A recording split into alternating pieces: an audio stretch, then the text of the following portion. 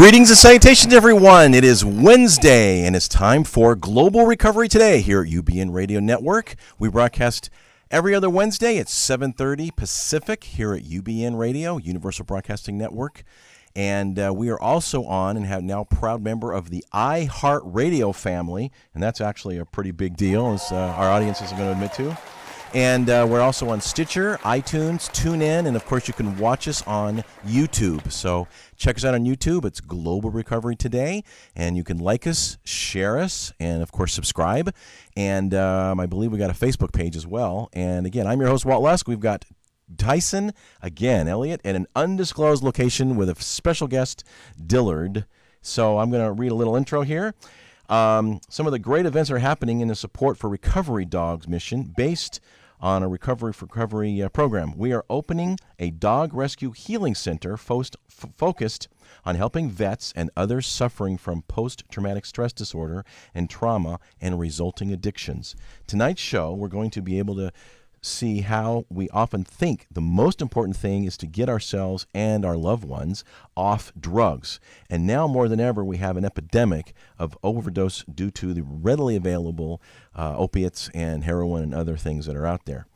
And so a lot of lives are at stake. However, they, and people who use drugs to heal a condition, or more often than not care to admit, just want to feel better, we will discuss, and Tyson and all, we're going to discuss what happens if we just remove the shield or armor that has protected some or part of us and that has hurt us in ways that we even don't know and may even take a life. So with that and further ado, hey Tyson, how's it going? Doing great. Thanks, Walt. Hi, Dillard. Thank you for showing up. Hi. Really appreciate it. Hi. We're going to get hear Dillard's story and how he came to sort of be really kind of, I hate to say this, Dillard, I don't know you that well, but I've heard the story. He's a poster child for the program that we're doing because of his experience, which I'm going to allow him to share. And those of you that know me, that has been watching the shows, or you know me personally, you know that I experienced my own childhood trauma. I've been in and out of recovery most of my life. Alcohol was, what nearly took me out. That and, cocaine, crack cocaine. And, I was one of those guys who could drink a fifth a day and go to work every day. I worked for myself just so I didn't have to answer to anybody else about the alcohol in my breath. And, I drink a fifth a day. I had 2 BMWs and a place in the Strand and Hermosa Beach, and I was a licensed precious metals broker and sold trading systems for the commodities market. You were living the high life. Oh yeah, you were living the high life. I was leaving the office at 2:00 playing volleyball. I mean, I had lost I was married for 7 years. I let go of that so that I could, I don't know.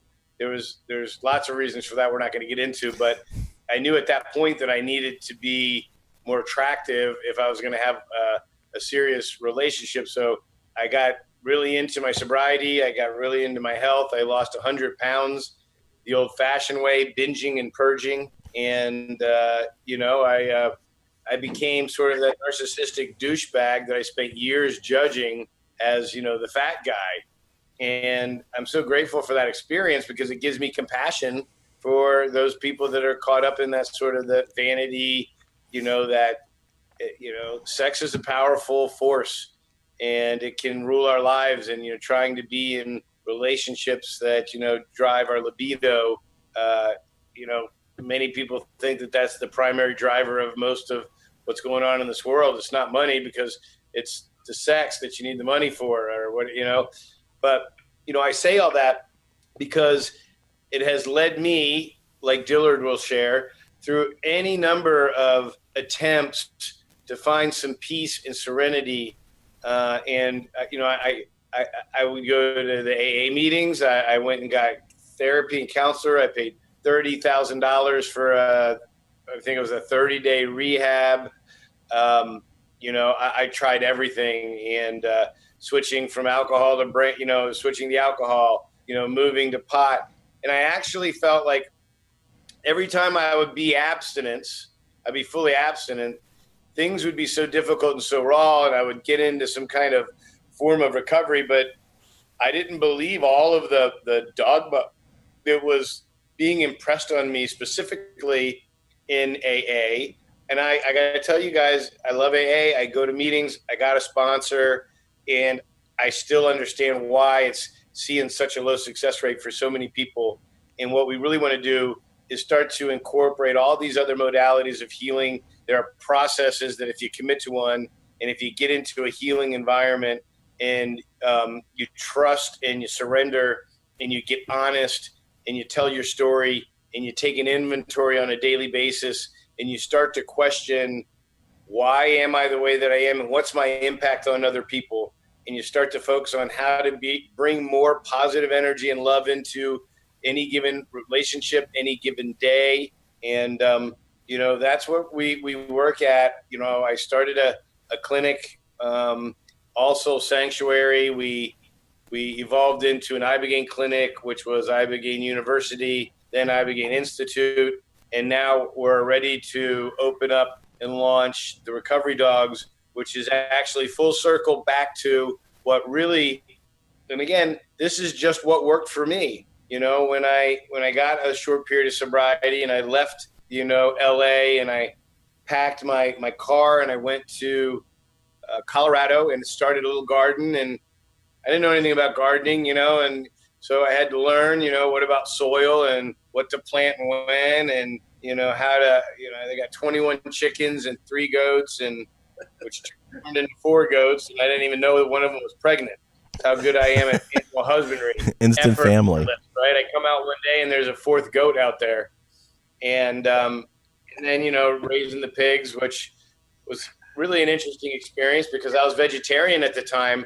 And I did it because I was taking care of a couple kids, and those kids ate meat, and they considered the meat something that came out of a package in a store. And I wanted them to realize that there was a life attached to that. And I go through all of this because it really mimics what we're going to hear a little bit about Dillard, with a whole other set of experiences and things that led to him to get to where he sought out Ibogaine. And I was sort of introduced to ayahuasca first, then into Ibogaine. And during that time, I found working with animals in dog rescue to be an amazing healing and critical to my recovery. And so all of those things led up to what we're trying to create now. Now I'm going to leave it at that and let Dillard sort of introduce himself. And, we'll do a little bit of a just question and answer, but I kind of want to more start with you, Dillard, what we talked about earlier about kind of how you started this whole thing with the beginning of your family and your addiction and your attempts to try to do something about the discontent. Okay, well, I'm Dillard, by the way, and thank you for having me on your show. I really appreciate it. I guess my journey began back in about 1918 with the great influenza epidemic that happened in America. And my great-grandma and grandpa, they lived in Iowa. My great-grandma died from it. My great-grandpa then took all of his kids and gave them away to people.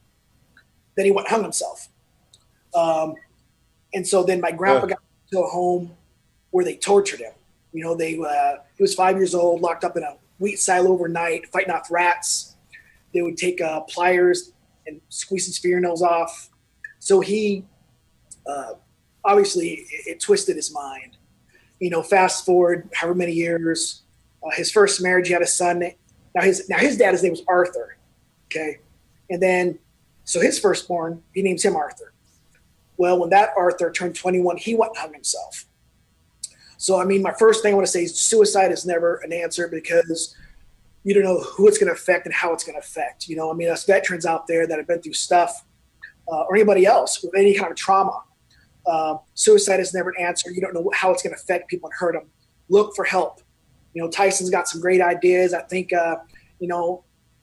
I'm at the end of my ropes to get my stuff straightened out. And I just appreciate this opportunity to come and, get some help. So then my grandpa's second marriage, he had a bunch of kids. Of course, he abused the hell out of them, physically, mentally, sexually, emotionally. and my family's just shredded from it. There was child molesters, alcoholics, drug addicts, everything you name it.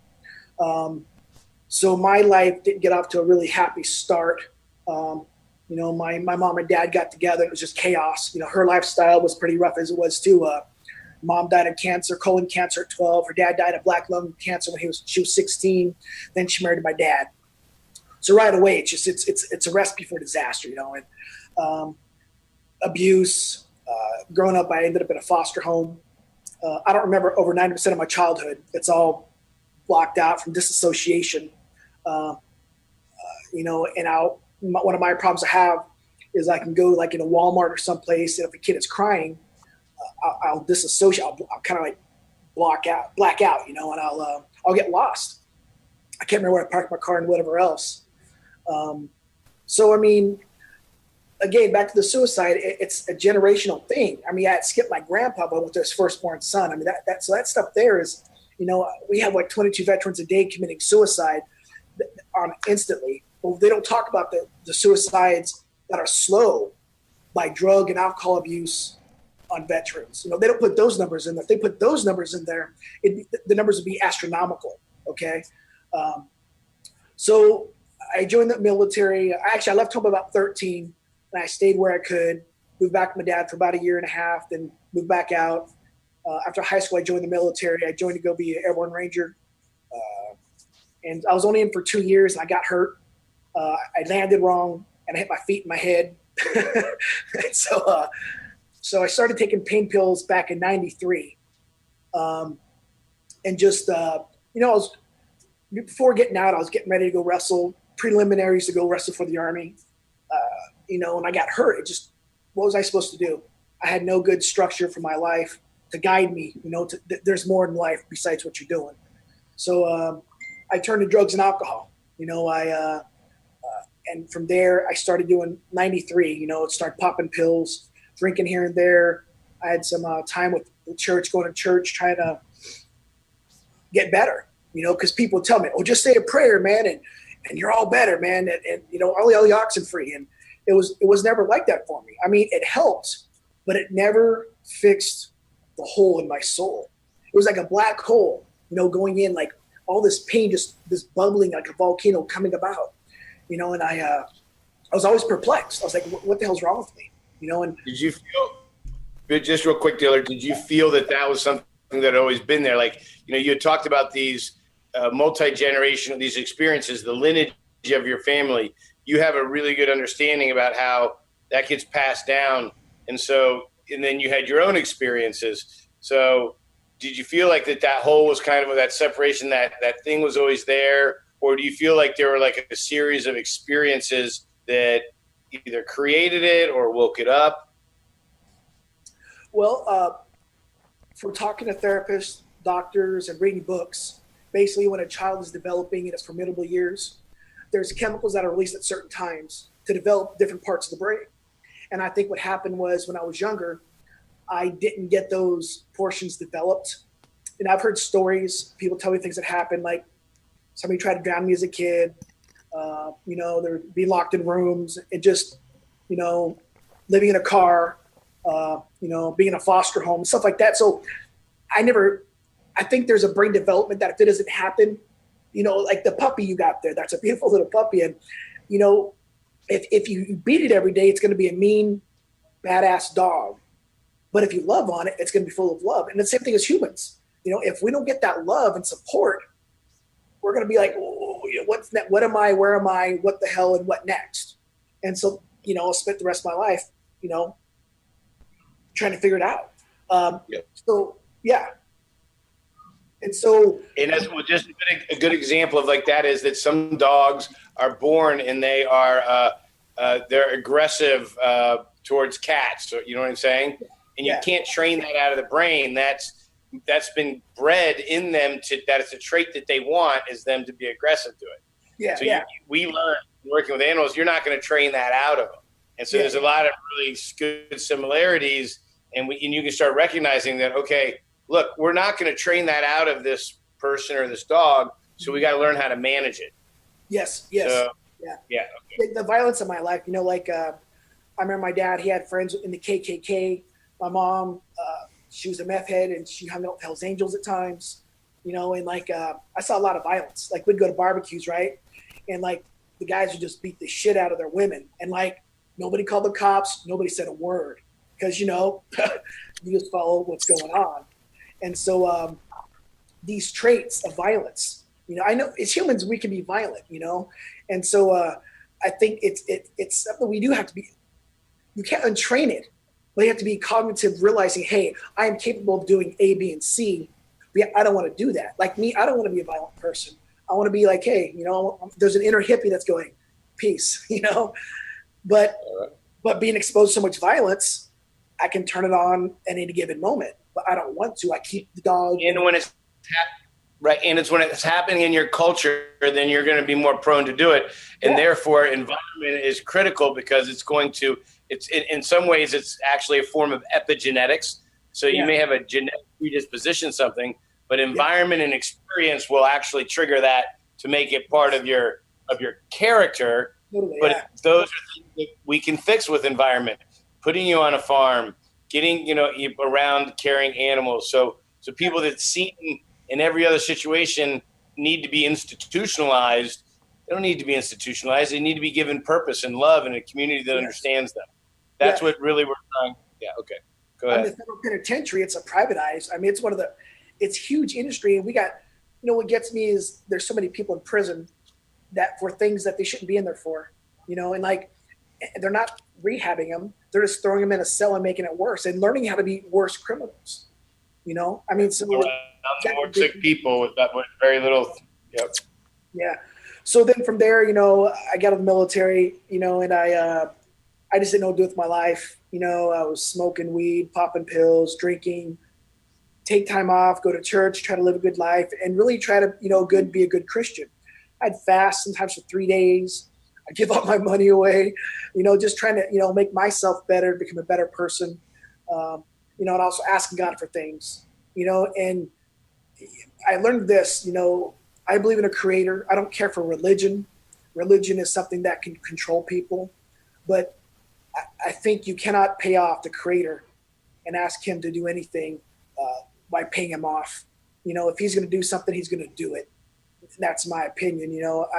I've seen too much. There's over 21 trillion stars in the universe, over 1 billion galaxies, over 1 billion stars in our own galaxy. And where's a speck on that little arm? So, I mean, it's so big, there's so much, and we're all part of it. It's almost like Star Wars, the Jedi, the Force, it's like we're that God, because God is light, light is God, God is energy, energy is light, and energy is everywhere, whether it's condensed energy or it's loose energy, however you want to put it. I mean, it's all there. And I'm trying to reach into that. And I'm trying to figure out, how do I correct myself? How do I correct my insufficiencies, my deficits, whatever's wrong with me? And I'm 45 now, and I'm still asking for help and trying to get help. And I've been on this spiritual journey, man.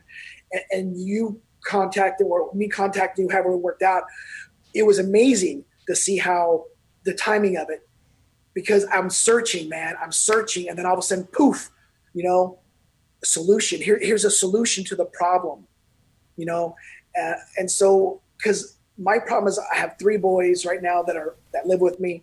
2 have severe autism, and my PTSD causes me to shut down. And so, I have a nanny that lives there, and so she's a big help. And I have like the state that, they pay for people to come in with respite and stuff like that. But sometimes it's still not enough because I feel so inadequate and so messed up, and I want to become, I know you can never be whole, I don't know, but I can become better. You know what I mean? I want to be able to face my demons, per se, of my past and overcome them. I don't want to be a slave to my past. It's like a lion tamer. He'll make the lion sit up on the chair. That's what I want to do with my PTSD. I want to put up on the chair and become that lion tamer, and control it, or eradicate it. However I could do that, that is what I want to do. And I want to help other veterans to get there, or anybody who's faced trauma, whether it's through rape, murder in the family, could be a tornado or hurricane, whatever it might be. there's got to be more hope than the pharmaceutical stuff that they're giving us, because it's just not working. Right now I take a antidepressant. It's called Cymbalta, and I'm taking the max dose of 120, and it's supposed to be a trifecta for depression, anxiety, and pain. And it works on pain more than it does the other two. And so I struggle. The VA, they're so overbooked. I couldn't see my therapist about once a month. And so finally I sent him an email like, hey man, I'm reaching out for help. I don't know what to do. So finally they're like, okay, we'll help you, but I mean, right ahead. Now you see a therapist once a month. Well, that's how it's been. So then I sent the email into my therapist, and now I saw her today actually. And then she's going to be gone for a week. Then I'm going to see her starting once a week. But there's just so many problems with the VA system. Like, I almost got paralyzed because they're my drug pushers. I overdosed on methadone, hydrocodone, and morphine. Ended up in a VA hospital on the 7th floor in Phoenix. They had to give me a shot of that medicine to save my life because I was going into respiratory failure. Narcan. Yeah, Narcan. Yeah. And so I went cold turkey out that, man. And then, but again, yeah, it was rough, dude. I didn't sleep for like a month. Oh, man. I walked Walmart, dude. It'll save your life, but it throws you into immediate withdrawal. Oh my God. It was like, whoa. It's like a bad Scooby-Doo movie, man. In the opiate treatment, you'll have people come in blue, about to die. They'll hit them with Narcan. Yeah. They'll hop up and they would like pull IVs and everything out and run out the door to try to get loaded right away.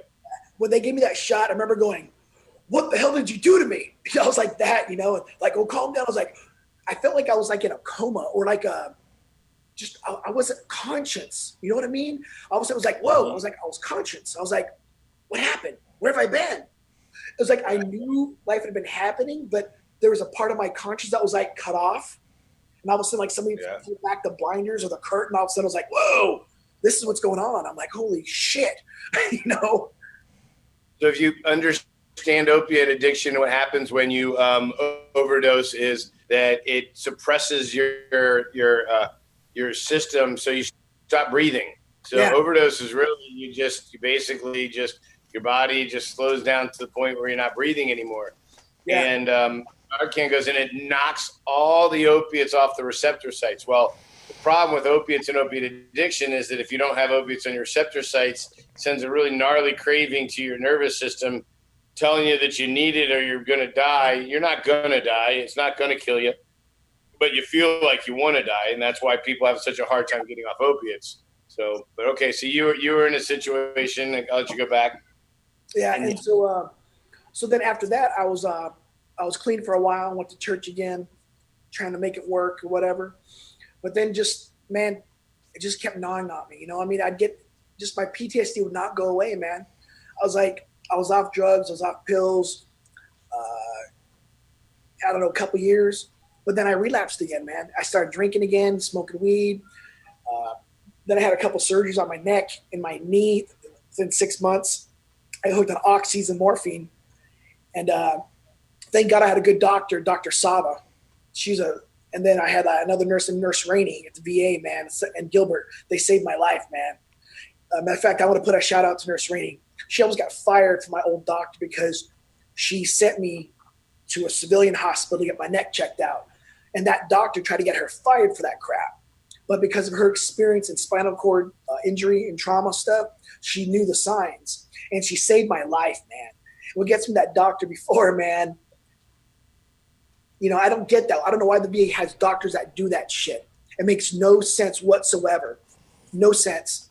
And I mean, that doctor, he's like, you were this close from somebody else wiping your butt the rest of your life. Well, there's an instant answer to that. It's simply ego. Yeah. It's simply the doctor's ego, because MD stands for medical deity. Okay. And also understand that we're talking about bureaucracy in a system where people have to fall in line or they get knocked down, pushed out. And so that's some heavy ass pressure when you're in a government job where you're in the military and they can take your stripes or they decide where you go. You do not fuck around. You fall in line. But for somebody to take a chance, let's applaud that young lady for taking the chance to do something to put her at risk. It's the same thing with licensed therapists that know that psychedelics, MDMA, Ibogaine, ayahuasca, there's clear evidence that these have tremendous therapeutic value, but because they're illegal, they risk losing their license and all of what they've worked hard to. So I've, after spending years working with patients one-on-one, now having, the information and the foundation, I got all the pieces to go and actually create a place where people can do this. And I got to do it in Mexico. I can't do it in the United States because they're going to come and shut me down. Well, check this out. Bill W. from AA, he used about LSD to heal people. Mm-hmm. You know what I mean? And they shut him down. I read another book. I think it's called A Road Back from Hell. And a doctor was using LSD to help people from their trauma from the concentration camps. And it helped them to recover from PTSD. But again, pharmaceuticals, where they're going to get their cut at. You know what I mean? Yeah. It's going to solve a problem, not, you know what I mean? It's not a continuation. It's going to solve an issue. Yeah, we're talking about dealing with some core issues that could relieve a lot of problems that require constant medication. And so they're making so much money on the antidepressants, so much money on the things. Why cure the core trauma? And it's very real. I try not to on this show get too much into that. Stick in the solution. At some point we want to keep planting the seed for the people that take the time and watch these videos, that if you are in a position and you can kind of see, after you see the damage that it's done to the individuals and the human beings and epidemic overdoses, now you can look above you and below you in your bureaucratic position and the desk that you sit in, whether it be in the Pentagon or in, whatever government institution, that you're part of it. And at some point it's going to require courage to do something hard. But you know what, that's what it's going to take to break this down. It's going to have to, those internal people in those systems are going to have to say, no, I'm not going to lie anymore. I'm not going to pretend. I'm not going to do like Flint, Michigan. There's a movie, this documentary out about Flint, Michigan, about how many people in the government lied about what was going on while they pumped lead into kids for 18 months. Go watch that video, and that's the same problem we're talking about. Yeah. So, at the VA hospital in Phoenix, there's some people that whistle and they'll put in for a higher job. And they have the education, they have the experience, and they're bypassed every single time. It's pathetic how it works. The bureaucracy, listen, it goes all the way up to the top. It's not just local. There's for every state, there's problems with people dying. Patients work at the VA stealing the drugs and reselling them, letting people die, death squads. So it's not just an isolated incident here in Phoenix. This is nationwide. And what people understand is this is being allowed from the top up. Come on. We all know, if you're at a corporation, the CEO runs things, okay? And he'll put somebody in charge and he allows him to do or not do what he does. So everything that's happening, we can't keep putting the blinders over our eyes. We need to wake up and realize this is our reality. Our perception is our reality. And until you get the truth, Yeah. So once again, bring it back to, we're in a position right now where there's a small group of people, myself, Dillard, who's just said, you know what, I got to look outside traditional help because traditional help, it's failing me. You said to me, I don't want to die. And, you've got suicide in your lineage and you understand how, this carries on through generations. So the fact that you haven't yet is great, but it doesn't mean that it's not, so you're telling, say, hey, it's not an option, but I don't want to live the way that I'm living anymore. And so what I've found and what I've experienced is working at Crossroads, several hundred patients came and with various afflictions, addictions, physical addiction to opiates was the big one, but chronic alcoholism, methamphetamine, any number of, everybody's got their drug of choice. But I want to share one specific young lady who came to me in her late 20s, very wealthy family. Parents were some legislators in a specific state. And she came to me and she did Ibogaine, and I was the primary counselor when she came out, but I wasn't with her before she went in, so I didn't know her story. So it's 48 hours after, 48 hours after she's done her Ibogaine, and we're walking on the beach. And I said, how are you doing? How are you feeling? She goes, I'm feeling good. I said, feeling in withdrawals? And she goes, no. She goes, but I kind of feel like cutting myself.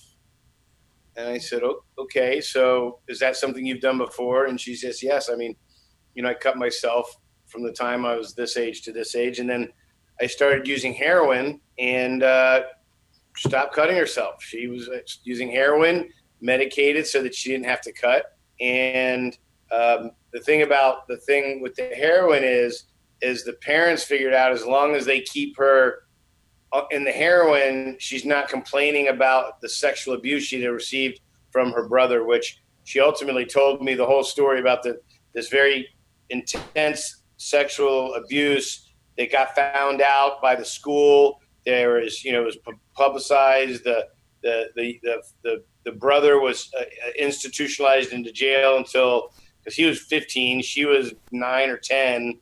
So it was such a young age that he went into jail and was in there for a few years and then came back. And then the family's trying to reintroduce him in the family and weep it under the rug. And she is completely unresolved. Never been any kind of, there's nothing ever done therapeutically. So because when I brought it up when I found this out and I called the mother saying, hey, this is the experience. She's telling me about this abuse. And she goes, yeah, we know about it, but we're hoping she's past that. And I'm like, well, she's very much not past that. And, that she's medicating in order to do that now that we've taken. But real quick to tell the story is she told me that she was thinking about, and I'm like, okay, on a scale of 1 to 10, how badly do you want to cut yourself? She said 7. And so I was scared. We got back to the house. We have a medical physician on staff. I told the medical physician, could you keep an eye on this young lady? There's another patient I needed to go deal with. I went down and sat with another patient who was still experiencing withdrawals, and she was talking about her experience. So I was with her maybe 10 minutes, and I come back upstairs, and this specific doctor was sitting outside of the room texting, and I'm like, why aren't you with her? And I freaked out. I ran in. The bathroom doors closed and locked, and I said her name, and she says, I'm sorry. And I knew what had happened. I kicked the door in, blood everywhere. She started cutting. And to make a long story short, she continued cutting on the way home. As soon as I made her fiance promise not to leave her alone. And the first day that they were back, he went to work and left her alone. She ends up in the emergency room.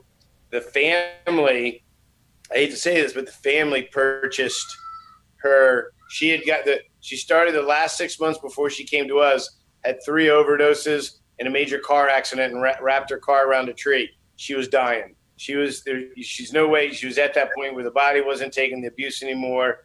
The trauma was running like a possession inside of her. And the parents' solution to the final tragedy of their car accident was to buy her a new Mercedes sports car. And they're the ones providing with her drugs. So now what you do is you've got parents that are literally trying to get this girl to die from her disease so that they can wipe the slate clean and not have to worry about it. And so I realized in my experience of being the one that was answering the phone for people saying, hey, I heard about Ibogaine, and I heard it's really good for opiate addiction. And with the limited knowledge I had, I would be like, yeah, I've seen it. It works great for people. Come on down. And ours was a 1-week treatment. But I realized that this is inadequate. We're just taking away the thing that's helping them to live with the trauma. And with Ibogaine being a visionary plan, it even shows them the trauma. And for a small percentage, maybe 10 or 20%, just throw that number out there, 1 or 2 out of 10, which is as good as any AA program or $30,000 a month rehab, they're going to come out and they're going to have seen their core trauma, had some resolution, and go home and never use again, with or without getting into some other kind of recovery program. If people come and do Ibogaine and then go into a recovery program, their chances of long-term sobriety goes through the roof, 50, 60%. I'm finding that people that stay and work the program now where they do Ibogaine and then within a week or two do ayahuasca, because they do different things. Ibogaine resets the receptor sites and neuroplasticity. Both as psychedelics create new neurological pathways. One's more left brain, one's more right brain, one's more masculine, one's more feminine. It deals with sort of the duality of the human condition, the limbic system, the nervous system, and all the way that these things sort of play out in our human experience. And so after years of seeing it, I realized we're not doing everybody a big favor just by taking the drugs away and sending them back to the culture to which their addiction is a function. Yeah. So that's why it became clear to me that, and I felt like I was building a karmic debt. I really had to be able to offer them some place to go other than the home that's the core trauma, or back into society full of responsibilities and obligations and duties before they've really figured out that those experiences and those beliefs established around those experiences and all of those classifying of experiences. What we do is we have an experience, something that is similar to it. We put it together and say, oh, avoid that or move towards that. And they're categorized. And so we just have this switch. Over here is good, over here is bad. It no longer has an individual face, but it becomes part of the pain body that we carry with us. And there's lots of ways to get that out. You know, therapy works. You need a lot of therapy to get through all that shit, especially when much of it is multi-generational trauma, meaning something that never happened to you. You're not going to be able to cognate through that. You can cognate through the experiences when, you know, your first girlfriend dumped you, or you got beat up and teased in the courtyard, or your teacher sexually molested you. Those things you can kind of go back and look, and with a good therapist, you can be like, okay. And this is where psychedelic works. If I give you a little bit of MDMA and it calms your nervous system, and then we go back to an experience of your priest having sexual, and you can actually, before your amygdala is triggered because you have this calming MDMA substance in you, you can actually revisit it and sit next to it and see it, and with good therapy, recontextualize it and not make it define you. And then you can now, in real life, get close to that experiences or experiences like it without surrendering your will. And it's called amygdala hijacking, where all of a sudden now you're in this anxious state where you black out or can't remember how you got there. You know, that's what you've been dealing with, right? Yeah. So these medicines will help elucidate that. And with good therapy, you're going to come up with and establish, we're going to call them emergency plans for when you hit that. You're going to be like, oh, stop moving, take a deep breath, straighten your spine, tell yourself, oh, I don't choose this thought. This isn't, you know, this is happening, but it's not really happening. And then you do a mantra. And then so you do this practice enough times, we can actually transcend that, you know, and that's what we do when people come to a long-term program like mine. We do acupuncture to work with the nervous system, the meridians, the energies that are blocked. We do Qigong, which is simple energy movements that people can do regardless of their physical health. It can help align them. The first part of that practice is mental, just trying to do it. And then if you do it long enough, then it's a meditation and you're no longer thinking, you're part of a flow of energy. And when you start to develop these practices along with a good diet, along with a community of like-minded people that you can trust, you start to heal. And I don't know any other way of doing it without doing some or all of this. You can't go to a therapist once a month. You can't take an SSRI and just block the serotonin and change your brain chemistry and, you know, go back to the same dysfunctional family and expect to find any relief. Exactly. Very few people ever really heal under those conditions. Yeah. Like for my situation was because we had like child molesters in my family, and I kept talking to my maternal aunt and my family about it. I was like, hey, this guy needs to pay, you know, and she was like, well, just, you need to forgive him like Jesus would. I wanted to break the guy's legs, you know, because I know he molested my sister, you know, but like she's dead. So, and there's other things, you know. So it frustrated me. So I went on Facebook on Thanksgiving last year, and I just let everything out of the basket. I was like, you know what? You don't want to listen to me? Here's what I'm going to do. So I put it all on Facebook. I named names, and my family got so mad at me. I had people block me. I had a cousin who's a preacher who's like said, I'm going to kick your ass if you don't stop what you're doing, and so like A preacher? Oh yeah. I got all the boogeymans coming out of the closet, it's like, you mess with people's families and you embarrass their name because they don't know how to handle it. They're like, oh, you think you're better than us. And I'm like, nah, dude, I want to be better, not better than you, but better as a person. I want to heal. I don't want to bury this stuff.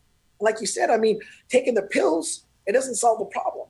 What we need to do is we need to get the solution like you're offering, heal the inner core of the person and go forward from there. And by doing so, we're going to heal our neighborhoods, our homes, our counties, our cities, our states, our nation. But at what cost? What are we willing to give up? Is it the pharmaceutical? Well, we're gonna have to give up. We're gonna have to give up the egoic structure that allowed me to be the deacon in a church, even though I had this history. And so, what I think the healing is when the truth starts to come out, when we're able to do it. Hey, look, and do it in a loving way. That isn't necessarily my intent. Isn't to uncover your sexual abuse to put you into an institution. It's so that we can actually bring you back into society, protect our children, give you an opportunity to be clean and walk around us, everybody knowing that you did these things, but choosing to love you anyway. Now that's the come to Jesus. That's the part where it's like, no, we're not out to get you. We're out to let it all out and everybody be okay. You know how much sick shit we all got in our heads? Like if everybody knew all the stuff that you did, it's scary as hell. But if everybody were able just to come clean and put it all out there and not, it's all the fact that we're carrying around all these lies that makes us vulnerable and makes us fearful and would do anything to protect it. And especially if we're running for office or a position, we're trying to keep our job, which is the vast majority of the people, There was a preacher in Puyallup, Washington. His name's Larry Schoonover. He was really influential in my life. He said some things like he said, what happens is if people hurt us or if we hurt them, we call offenses. And if you keep holding on those offenses, then pretty soon you got like a dam building up. And then all of a sudden you're all messed up. So you got to forgive yourself. You got to forgive people. In doing so, you'll take the walls back down and the water will flow. And he also said something else that stuck in my head. He said, if God was to heal you instantly, we wouldn't know who we were because of all the things that are connected with it. It's daisy chain. It's like, a chain just of events that connect throughout history. It's linear. And so, I don't know if we can be healed instantly, but I'm hoping with this treatment you're offering and at the center that it's going to give hope. Because when you feel like there's no hope, like before I went into my last rehab at the VA, I didn't want to kill myself, but I wanted to die. I sat in that chair high as hell. I couldn't get high enough. I was doing shots. I was smoking so much wax marijuana to my brain. And I was popping pills. I couldn't get high enough. In fact, I couldn't even get high anymore. I sat in that chair just weeping for myself because I felt so damn hopeless. Nothing was helping me. So I go into rehab for 95 days and I'm clean now. And they gave me some good instructional pointers, but it doesn't solve the issue. I'm willing to go back and be a man and face my demons from whatever time passed and deal with it because I want to be a better person. I want to be better for myself, my children, and also society. And then I can help other people. That's like the end result was not to keep this to myself, but to give it back away. And I think by giving it back away, it'll help heal me. It'll help other people. And then again, it's like a daisy chain of events going to go and go and go and go. And that's what we need. We need the opportunity for healing, true healing, not this bullshit stuff that they're feeding us. We're talking real healing. Because I've met so many people, I've been in church 40 years, and they're still screwed up, man. Oh, I'm good. I'm good, man. I'm good. You're like, no, you're not, man. You got some issues, dude. So this is a lot of what you hear in both organized religion and in an AA, and a lot of these programs that say surrender your will and trust God. But then it doesn't give you a program to heal all of these unresolved issues, all of these perpetrations, all of these things where this happened, and it's very real. And you're just, there is a way to love and to forgive, but there is also the healing of the collective requires getting us to go and face these things. So the Native Americans used the term aho matakuyasin, and they say aho, aho.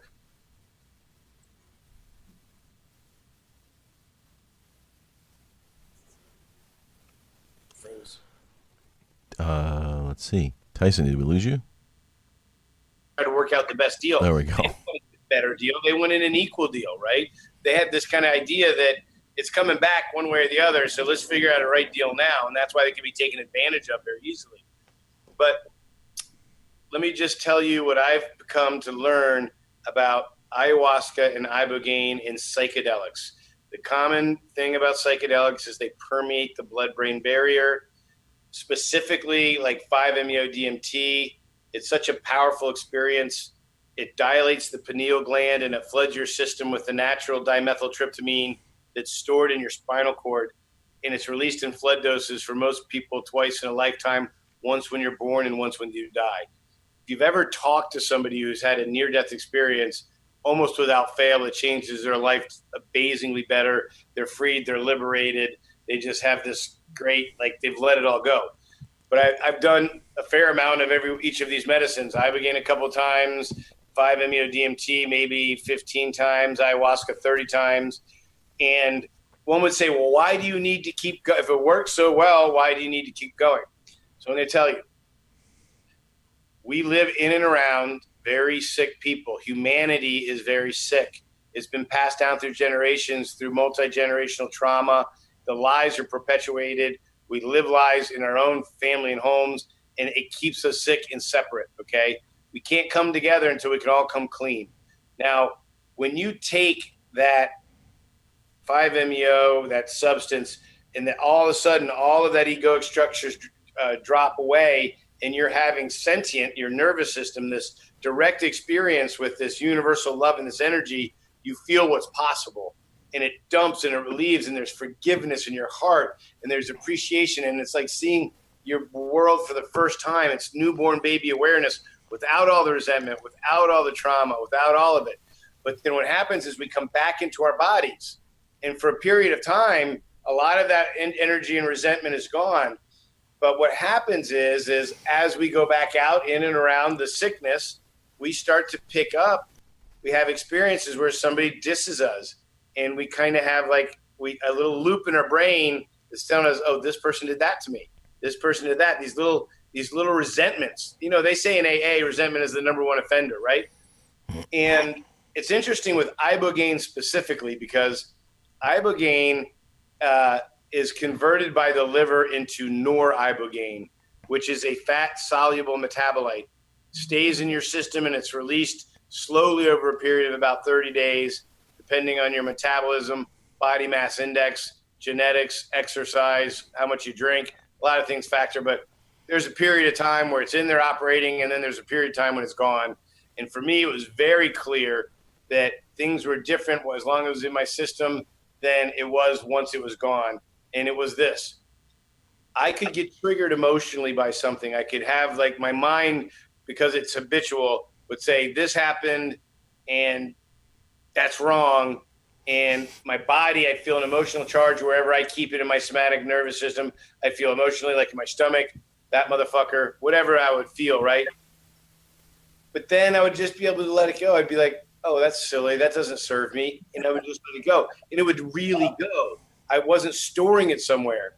I was able to let it just pass through me. I was transparent, right?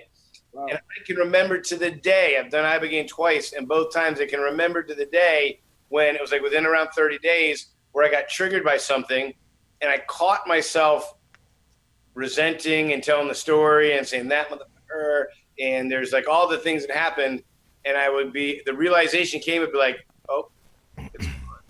I don't have the aid of that molecule, that whatever that effect of Ibogaine is on my nervous system that maintains, I'm going to say neuroplasticity, so things don't get rigid. It's like the memory and just lets it out. And I remember I started to build the case again. And that's what happens. You go and you do ayahuasca, which the primary molecule is DMT, dimethyltryptamine, and it stays with you for several weeks after you've done. And so it's really important that you really stay present and you meditate. You don't put yourself in stressful situations. You really try to milk and get the most out of this life-changing experience so that when it does happen again, when you start to build this case again, you recognize it and you try to kind of minimize it. You minimize it through meditation. You minimize it through immediate verbalizing that somebody did something that made you feel a certain way, and you ask that they not do it again, and then you forgive them. There's a Ho'oponopono, which is a form of meditation and healing. Look it up. And it has a small prayer that says, I'm sorry, please forgive me, thank you, I love you. Mm-hmm. And that is a prayer that is said that's focused on the internal reaction to other people's issues. So when somebody does something that looks like a perpetration, this is about ultimate responsibility. How did it make me feel? And so when I feel and I react to it, knowing that I can't do anything about them, I say, oh, I'm sorry. Please forgive me. Thank you. I love you. And some dude just stepped on your toe or stole your girlfriend. And so this is, again, we're getting into sort of the Christ consciousness, the Buddhist, the Taoist way of, just really allowing things to be non-reaction, non-judgment, non-resistance. A few really good readings that I would suggest to people. Eckhart Tolle, The Power of Now and a New Earth. Mm-hmm. Very powerful tools. It talks about the pain body and tools and meditation and present moment awareness and how we can avoid building up the pain body and how we can release the pain body. Another one is Don Miguel Ruiz, who wrote the Four Agreements and the Toltec Book of Knowledge. I would suggest to people that are looking to really take personal responsibility for their suffering. Doesn't mean don't seek help. You can't do it alone. No, and if you could, why would you want to? Get in and around people doing the healing. The plants are here. They're conscious plants that have been evolving with us a long time. They open the doors in a way. Imagine looking at God in a nonverbal way through the consciousness of a plant that has been evolving alongside of us on the same planet through the same shifts in energy, should do the same things. But for the time that we're under the influence of it, we're actually seeing God through the mentality of the spirit of the plant. And it's just so profound. And it gives such dimension to life. And that doesn't go away. Like the Ibogaine wears off and we start to build the case. This experiences that we have from the Ibogaine and the ayahuasca and the 5-MeO, they're with us for the rest of our life. People ask, how long does it last? And I'm like, for the rest of your life. So now, what you do with it, how many people do it, have a great experience, and they go right back to their life of being a douchebag, general manager of a car dealership, trying to worry about his business and his bottom line. So who am I to blame them? They've got 401ks and they got families and they've got obligations. I can only imagine how people that are locked into these positions are going to get free. And it's going to have to be some sort of global agreement to share resources, regardless of whether or not you continue down a job that doesn't really serve the greater good. So there's going to have to be some shift in power where what we do is, I want to say Manfred Max Neef. He's a Chilean economist, and he says you cannot have ecology as a subsystem of economy. And right now, we live in a world where the economy is the primary system. Clearly, life is not more important than economy. How many lives are lost because we're too busy worrying about money? There's plenty of food and plenty of money to feed everybody on the planet and heal everybody, but we're not doing it, and it's not happening because we're protecting our economies that are keeping global economies going. And so lots of information out there, but it sometimes can be a distraction. Sometimes it's easier just to get into a simple life-affirming practice, like pick up gardening, do some dog rescue, go do some ayahuasca, Go to a meditation collective group. Go find a breathwork class. There are lots of do yoga. It's all around you, people. If you haven't seen it, if you've been busy looking down at the ground and all you see are cigarette butts and chewing gum, and you're miserable in your life and you feel powerless, there are things out there. There are actions you can take, very little ones, simple ones, that can start breaking that down. And we've only got about a minute left, Tyson. That quick way is to find yourself a ceremony with ayahuasca. There's less risk in ayahuasca. Just about anybody can do it. It's all over the place. But if you're struggling with heavy opiate addiction and severe trauma, you may just need to come for the big one, which is Ibogaine. If you come and find us at Global Recovery Today, I apologize that the website's not done, but send an email to Tyson at the Recovery Dogs, or call us at 310-467-6783. And Dillard, why don't you just go ahead and sort of wrap up a little bit? I'm sorry I took that time to. Oh, you're good, brother. You're good, brother. I just want to say thank you for having me on here and for an opportunity for me to change, because I feel like by changing, I can change the world. Yes, you can, brother. You certainly can. Yes. The other thing, by the way, big plug, we're doing a program. It's a pilot program. So I need applications from vets, people that want treatment that don't have money and can't afford treatment. We're going to raise that money. We're going to go and we're going to get some grants. We're going to go to people that want to invest in the nonprofit, and we're going to help as many people as can, regardless of whether you got money. So call, email me. There's a simple application process. Whether you're an addict or you have severe trauma, there's going to be a group of people, probably 10 people, that are going to be part of a pilot program. And whether you have money or not, if you got money, great, we'll take it. If you don't, sign up anyway, because we're going to raise the money for you. So Dillard, is coming, and he said, "Hey, look, I don't know how I'm going to pay for it." I said, "Don't worry about it. My experience has been that the universe is going to provide." Yep, the how's easy. So if you need the help, reach out. So one more time, Tyson, your telephone number is what?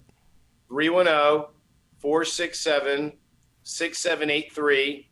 And email. I'm going to be trying to put everything under the Global Recovery Today website. Give me some time to get it up and running. But there'll be several different things under there. The Recovery Dogs will be there. Aftergain will be there. Crowdfunding will be there. And it's also going to be a collective of people that have already done Ibogaine that are telling their stories, so that you'll be able to kind of hear. So, as you've heard, that is our show, this Global Recovery Today. We broadcast every other Wednesday at 7:30 p.m. here Pacific Time at Universal Broadcasting Network, UBN Radio. You can find us on Stitcher, iTunes. We're now part of the iHeartRadio family. Tune in, and of course, right here at UBN Radio. I'm your host, Walt Lusk. Please check out Tyson. Dillard, thanks so much for being a part of our show and part of our family, and I know we'll catch up with you another time. And if you want to get involved with the rescue dogs, I know that's a big part right now with what Tyson's trying to talk about. With he's got one right there in his hand. Right, rescuedogs.com. Yeah. I'm going down to Tijuana this weekend to volunteer because there's a bunch of dogs that don't have anybody take care of them. Anybody interested in coming with me, give me a call. So thanks for tuning in. Thanks for sharing. Thanks for liking. And thanks for listening. And until next time, God bless everybody.